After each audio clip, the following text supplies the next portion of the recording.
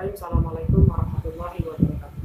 Allahumma sholli Muhammad wa ala Muhammad kama shallaita ala Ibrahim wa ala Ibrahim. Baik, pembahasan kali ini adalah berkaitan tentang fikih puasa Ramadan. Pertama-tama kita simak video yang berikut ini dulu ya. Puasa menurut bahasa adalah menahan diri dari sesuatu, sedangkan puasa menurut istilah adalah menahan diri dari segala perbuatan yang membatalkan puasa, seperti makan, minum, muntah dengan sengaja, onani, hubungan suami istri, dan sebagainya. Puasa merupakan momen di mana kita harus mengendalikan hawa nafsu secara batiniah maupun lahiriah. Dalam ajaran agama Islam, puasa termasuk salah satu rukun Islam yang keempat, yang artinya sudah barang tentu setiap muslim harus melaksanakan kewajiban berpuasa selama di bulan Ramadan. Namun, apakah perlu manusia berpuasa? Dan buat apa sih kita berpuasa? Banyak alasan mengapa kita perlu berpuasa. 1.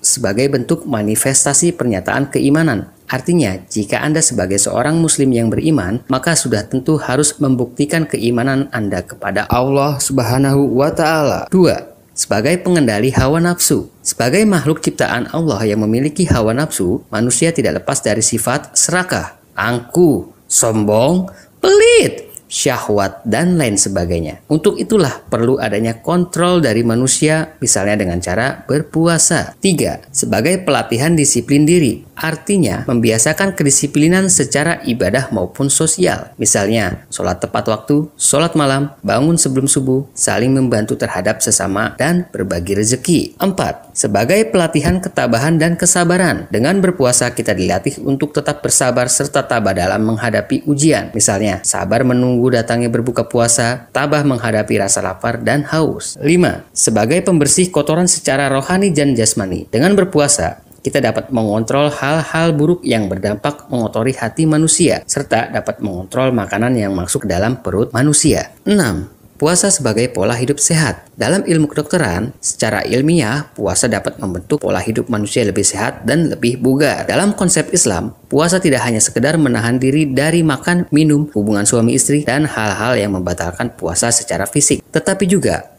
menahan diri dari segala hal-hal yang menyebabkan hilangnya pahala puasa, seperti berbohong, membicarakan aib orang, memfitnah, dan perbuatan maksiat lainnya. Pada saat bersamaan, puasa pun harus dilengkapi dan diselaraskan dengan ibadah-ibadah lainnya. Tidak hanya ibadah yang berdimensi vertikal, tetapi juga berdimensi horizontal. Karena itulah mengapa manusia perlu berpuasa. يا أيها الذين آمنوا كتب عليكم الصيام كما كتب على الذين من قبلكم لعلكم تتقون. Baik, macam-macam puasa. Puasa yang disyariatkan oleh Islam itu ada 4. Di antaranya adalah puasa wajib, puasa sunnah, puasa makruh, dan puasa haram. Jadi ada 4. Yang wajib yang mana? Yang wajib adalah puasa yang kita lakukan pada hari ini, pada bulan hari ini. Jadi bulan suci Ramadan, maka hukumnya adalah wajib. Maka berdosa mereka yang tidak berpuasa pada bulan suci Ramadan. Adapun puasa wajib yang kedua adalah puasa qada, yakni ketika mereka tidak mampu untuk berpuasa pada bulan suci Ramadan karena alasan tertentu, maka mereka diwajibkan untuk mengganti puasanya pada hari-hari yang lain. Nah, itu namanya puasa qada. Jadi hukumnya tetap wajib. Ya. Mungkin pada bulan suci Ramadan dia sakit dan kemudian dia sudah sembuh, di bulan berikutnya silakan berpuasa. Kemudian selanjutnya adalah puasa sunnah. Mana contoh-contohnya puasa sunnah? Di antaranya adalah puasa Senin Kamis, puasa Syawal, puasa Daud, puasa Arafah, puasa Sya'ban, nisfu Sya'ban, puasa Muharram. Itu adalah puasa-puasa sunnah. Yang artinya apabila puasa itu dilaksanakan, dia akan mendapatkan pahala. Namun jika tidak dilaksanakan, dia tidak akan berdosa. Itu puasa sunnah.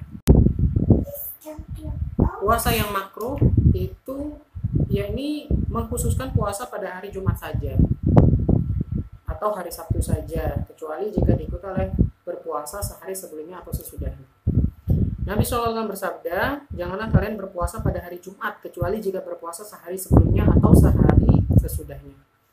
Adapun hari Sabtu, karena ia adalah hari Sabat, yaitu Itu hari rayanya orang-orang Yahudi, dan Nabi menyebutkannya sebagai hari raya orang-orang musyrik. Puasa pada hari yang diragukan, ini juga makruh ya. Puasa pada hari yang diragukan, misalnya ragu-ragu apakah sudah masuk bulan Ramadan atau belum. Karena di sini Rasulullah SAW bersabda, siapa yang berpuasa pada hari yang diragukan, maka dia sudah berdosa kepada Tuhan Abdul Qasim, Tuhan yang Muhammad, yakni Allah Subhanahu wa Ta'ala.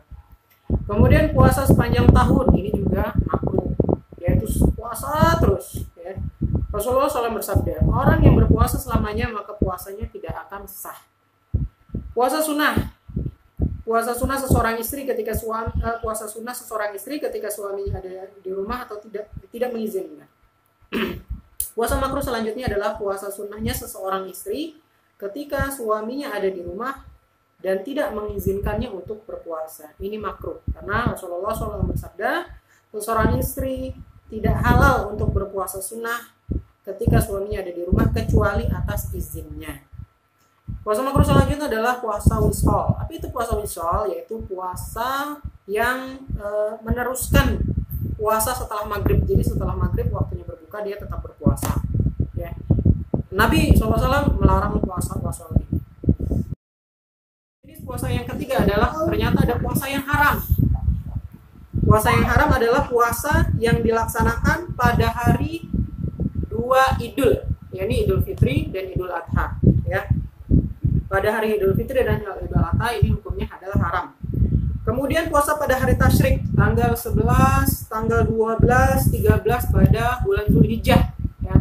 Itu bulan Idul Adha ya, pada hari Idul Adha. Karena pada hari tasyrik itu ada hari makan dan minum, kata Rasulullah sebagaimana disampaikan yang diriwayatkan oleh Muslim. Kemudian berpuasa tanpa ada contoh dari Rasulullah. Nah ini haram juga, seperti puasa 12 Rabiul Awal untuk memperingati hari kelahiran Nabi Muhammad. Ini tidak ada contohnya seperti itu, maka haram karena tidak ada contoh puasa ini ya. Dan 27 Rajab untuk memperingati hari Isra Mi'raj. Di video tadi sudah disampaikan tentang syarat wajib puasa ya.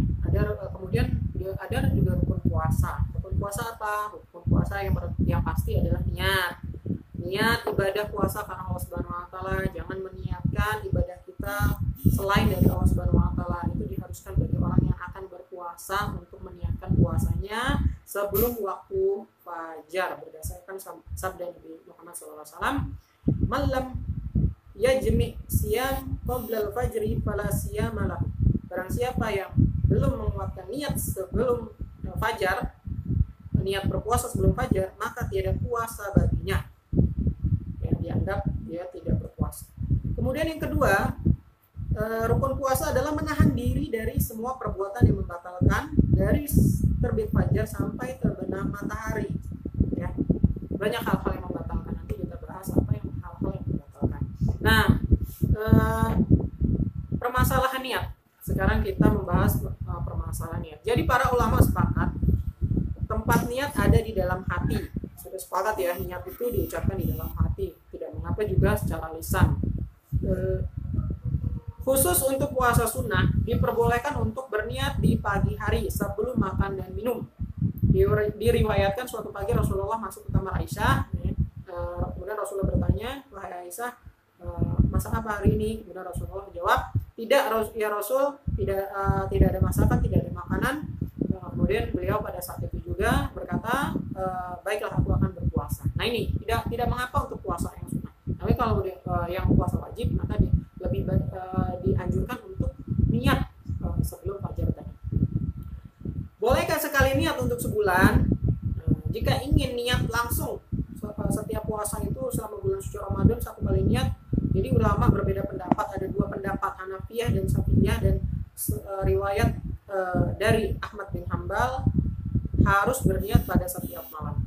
Malikiyah ada riwayat lain dari Imam Ahmad membolehkan suatu niat untuk setiap hari bulan Ramadan karena puasa bulan Ramadan adalah suatu paket ibadah seperti ibadah haji terdiri atas rangkaian ibadah, tetapi ia satu paket ibadah dengan satu niat. Tetapi jika batal berpuasa karena safar atau sakit maka dia harus mengulang niatnya. Pendapat ini dibenarkan oleh Syekh Ibnu Utsaimin. Hukum makan dan minum jika ragu datangnya waktu fajar. Nah, ini jika orang yang ragu apakah sudah terbit fajar atau belum, para ulama sepakat ia boleh makan dan minum atau menggauli istrinya jika tidak diwajibkan untuk mengqadha jika tetap dalam keraguannya. Diulangi sekali lagi, hukum makan dan minum jika ragu datangnya waktu fajar. Orang yang ragu apakah sudah terbit fajar atau belum, para ulama sepakat dia boleh makan, minum, atau menggauli istrinya. Dia tidak diwajibkan untuk mengqadha jika dia tetap dalam keraguannya. Ibnu Taimiyah, Majmu' Fatawa. Kemudian ada hal-hal yang membatalkan puasa, yakni yang pertama makan dan minum dengan sengaja, kemudian muntah dengan sengaja, seperti memasukkan jari ke dalam mulut agar muntah. Jangan yang seperti itu ya, keluar darah, haid, dan nifas bagi perempuan, melakukan perbuatan yang menyebabkan air mani keluar dengan sengaja, berniat membatalkan puasa sebelum waktu berbuka, meskipun tidak makan atau minum, karena niat merupakan rukun puasa. Kemudian berhubungan suami dan istri, atau yang terakhir adalah memasukkan infus ke tubuh karena dia merupakan pengganti dari makanan.